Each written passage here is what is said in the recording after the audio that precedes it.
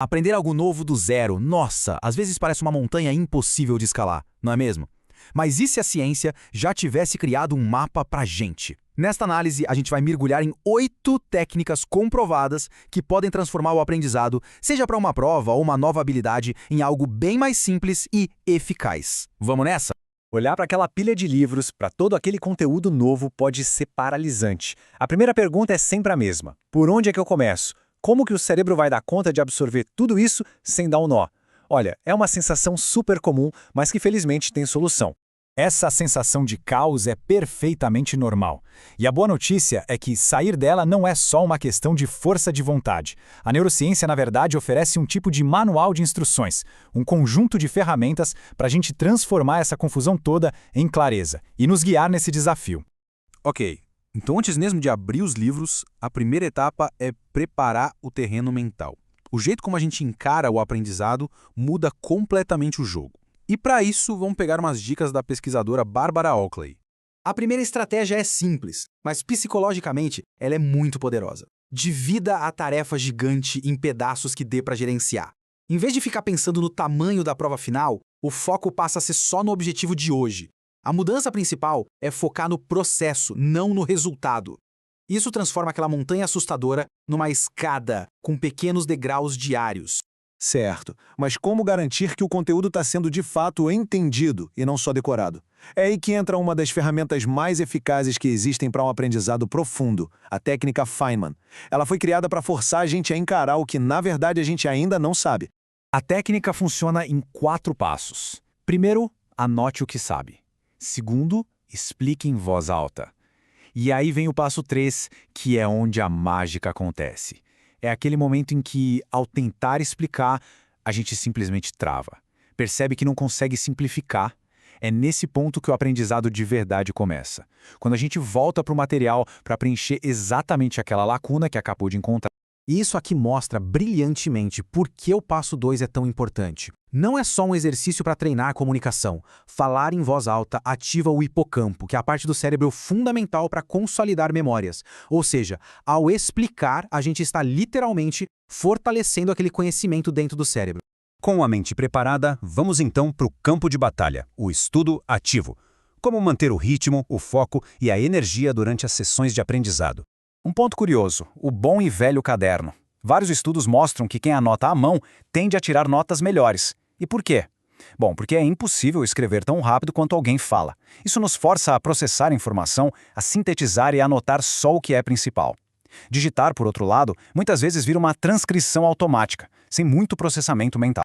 E para quem se distrai com muita facilidade, vale lembrar, o foco é um músculo. Ele precisa ser treinado. E a técnica Pomodoro é um excelente programa de treinamento para esse músculo. O método é bem simples. 25 minutos de foco total, sem nenhuma interrupção. Depois, uma pausa curta. Mas aqui está o segredo. Essa pausa não é para pegar o celular.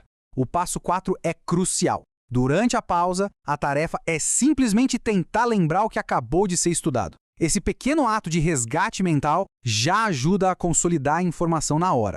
Então, o ponto fundamental é este. O tipo de pausa que a gente faz importa, e muito. Se naqueles 5 minutinhos de descanso a gente pega o celular, o cérebro recebe um caminhão de informações novas e, essencialmente, sobrescreve o que acabou de aprender. Uma pausa eficaz é aquela que deixa a mente relaxar sem estímulo novo, como ir fazer um chá ou dar uma caminhada rápida. E por falar em descanso, aqui vai um dado que vai contra a nossa intuição. Pesquisas com estudantes de medicina mostraram que, depois de 8 horas de estudo em um dia, não existe benefício adicional de desempenho. Mais horas não significam mais aprendizado. O cérebro simplesmente precisa de tempo para processar. É qualidade e não quantidade. Agora, a gente vai para a última parte, que é onde o aprendizado acontece quase sem esforço. Vamos ver como fortalecer o conhecimento de forma passiva, usando o poder do sono e também de recompensas estratégicas. É fundamental entender que dormir não é tempo perdido. Muito pelo contrário. Durante o sono, o nosso cérebro repassa o que foi aprendido durante o dia centenas de vezes, fortalecendo as conexões entre os neurônios. É um processo superativo de reaprendizagem.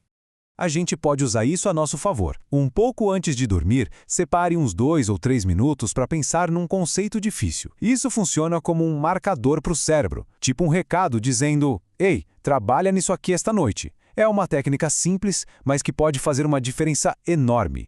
E quanto às novas tecnologias? A inteligência artificial pode ser uma aliada e tanto se for usada do jeito certo. Em vez de pedir a resposta pronta, o que não cria nenhuma conexão no cérebro, peça por metáforas. Peça para a IA explicar um conceito difícil usando uma analogia com algo que já é bem conhecido. E tem uma neurociência por trás disso. As metáforas funcionam porque conectam o que é desconhecido com o que é familiar. Essa conexão gera uma pequena recompensa de dopamina no cérebro, aquela sensação de alívio de "ah, entendi". Isso não só ajuda a entender, mas também motiva a continuar aprendendo. E por falar em motivação, a última técnica é sobre o poder das recompensas para nos ajudar a passar por aqueles momentos mais difíceis do estudo. A ideia é simples. Associa um esforço difícil a um prazer que é garantido. Sabe aquela matéria que é um verdadeiro osso duro de roer? Prometa a si uma recompensa que realmente vale a pena logo depois de enfrentá-la. Isso pode dar aquela inspiração que faltava para começar e ir até o fim. E assim, com essas 8 técnicas, o caminho para aprender algo novo se torna bem mais claro e menos assustador. A questão deixa de ser "será que eu consigo?" e passa a ser "por onde eu começo?". A pergunta que fica é: qual dessas estratégias pode ser a primeira a ser colocada em prática? Obrigado pela companhia e até a próxima!